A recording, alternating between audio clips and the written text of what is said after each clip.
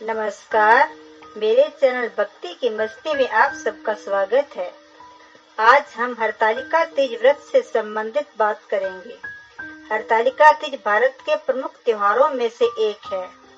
हरतालिका तीज भगवान शिव और माता पार्वती के पुनर्मिलन की खुशी में मनाई जाती है।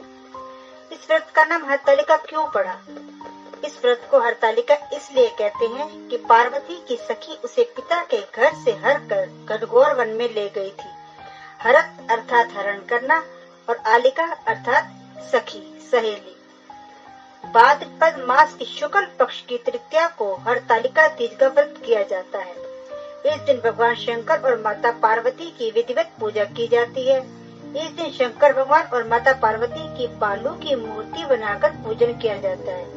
अगर मूर्ति न बना सको तो फोटो से भी पूजा की जा सकती है। इसमें सुंदर वस्त्रों और कदली के पत्तों से गृह सजाकर पूजा की जाती है। मंगल गीतों से रात्रि जागरण किया जाता है। इस व्रत को कुंवारी कन्याएं तथा सुहागन स्त्रियां ही करती हैं। सुहागन स्त्रियां यह व्रत पति की लंबी आयु के लिए करती हैं और कुंवारी कन्याएं मनवांछित वर की प्राप्ति के लिए यह व्रत करती हैं। यह व्रत निर्जला और निराहार किया जाता है। इस दिन नए वस्त्र पहने जाते हैं और 16 श्रृंगार भी किया जाता है। कई जगह पर इस दिन सास अपनी बहू को सरगी देती है। सरगी में नए वस्त्र, श्रृंगार का सामान, फल, मिठाई होते हैं। इस व्रत को करने वाली स्त्रियां पार्वती के समान सुखपूर्वक पति रमण करके शिवलोक को प्रस्थान करती हैं। शंकर भगवान ने पार्वती जी से यह भी बताया कि जो स्त्री इस व्रत को परम श्रद्धा से करेगी उसे तुम्हारे समान ही अचल सुभाग प्राप्त होगा। साथ ही इस व्रत को करने से स्त्रियों को संपूर्ण सुख सौभाग्य एवं मोक्ष की प्राप्ति होती है। हरतालिका तीज व्रत कथा। इस व्रत के महात्म की कथा भगवान शंकर ने पार्वती को उनके पूर्व जन्म का स्मरण कराने हेतु इस प्रकार कही थी।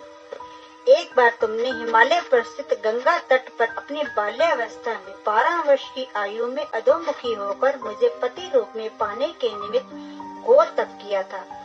तुम्हारी कठोर तपस्या को देखकर तुम्हारे पिता को बड़ा कलेश होता था। एक दिन तुम्हारी तपस्या और तुम्हारे पिता के कलेश के कारण नारद जी तुम्हारे पिता के पास आए और बोले कि विष्णु भगवान आपकी कन्या से विवाह करना चाहते हैं। उन्होंने इस कार्य हेतु मुझे आपके पास भेजा है। तुम्हारे पिता ने विष्णु जी के प्रस्ताव को सहर्ष स्वीकार कर लिया। इसके बाद नारद जी ने विष्णु जी के पास जाकर कहा कि हिमालय राज अपनी पुत्री सती का विवाह आपसे करना चाहते हैं। विष्णु जी भी तुमसे विवाह करने को राजी हो गए।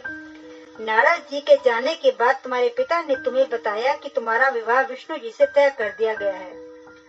यह अनहोनी बात सुनकर तुम्हें अत्यंत दुख हुआ और तुम जोर से विलाप करने लगी।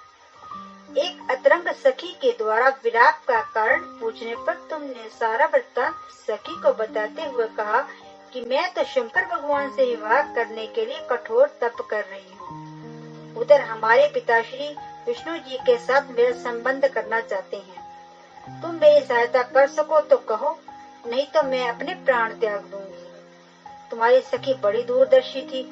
उसने सांत्वना देते हुए कहा कि मैं तुम्हें ऐसे वन में ले चलूंगी कि तुम्हारे पिता को तुम्हारा कुछ पता ही नहीं चलेगा।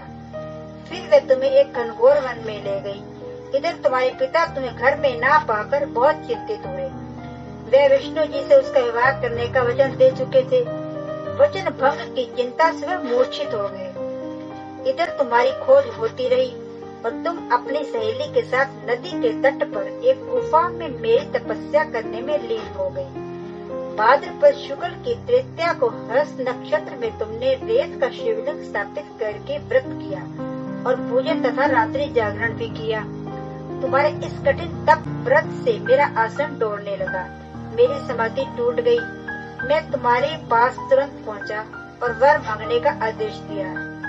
तुम्हारी मांग और इच्छा अनुसार तुम्हें मुझे अर्धांगिनी के रूप में स्वीकार करना पड़ा। तुम्हें वरदान देकर मैं कैलाश पर्वत पर चला गया। प्रातः होते ही तुमने पूजा की सारी सामग्री को नदी में प्रवाहित करके अपनी सहेली से व्रत का पालन किया। उसी समय तुम्हें खोजते हुए हिमालय राज उस स्थान पर पहुंच गए। तुम दोनों को देखकर विरक्ते हुए वे तुम्हारे घर छोड़ने का कारण पूछने लगे। तब तुमने उन्हें बताया कि मैं शंकर भगवान को पति रूप में वर्ण कर चुकी हूँ। किंतु आप मेरा विवाह विष्णु जी से करना चाहते थे, इसीलिए मुझे घर छोड़कर आना पड़ा। मैं अब आपके साथ घर इसी शर्त पर चल सकती हूँ कि आप मेरा विवाह विष्णु जी से न करके भगवान शिव से करेंगे। गिरिराज तुम्हारी बात मान गए और शास्त्रोक्त विधि द्वारा हम दोनों को विवाह के बंधन में बांध दिया गया।